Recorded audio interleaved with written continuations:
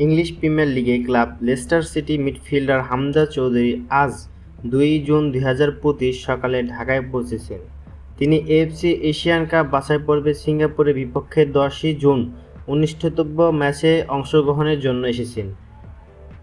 হামজা চৌধুরী সকাল ১০টা ৫৫ হজরত শাহজালাল আন্তর্জাতিক বিমানবন্দরে পৌঁছেছেন। বৈরী আবহাওয়া উপেক্ষা করে শত শত সমর্থক বিমানবন্দরে জড়ো হন তাকে স্বাগত জানাতে।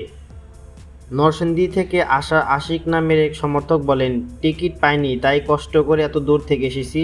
হামজাকে একবার দেখতে পারলে খুব ভালো লাগবে।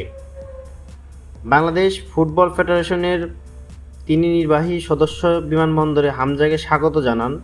হামজা বিমানবন্দর থেকে সরাসরি টিম হোটেলে যান। বিকেলে বঙ্গবন্ধু জাতীয় স্টেডিয়ামে দলের ক্লোজ ডোর অনুশীলনে যোগ দেওয়ার কথা রয়েছে তার।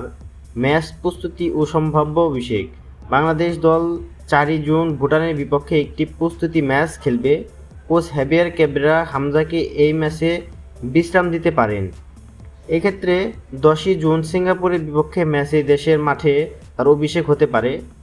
দেশের মাঠে প্রথমবার হামজা চৌধুরী মার্চে ভারতের বিপক্ষে শিলংয়ে বাংলাদেশের হয়ে অভিষেক করেন। তবে দেশের মাঠে এটি তার প্রথম ম্যাচ হতে যাচ্ছে। হামজার আগমন দেশের ফুটবল প্রেমীদের মধ্যে নতুন উদ্দীপনা সৃষ্টি করেছে। তার উপস্থিতি দলের মধ্যমাঠে শক্তি যোগাবে বলে আশা করা হচ্ছে।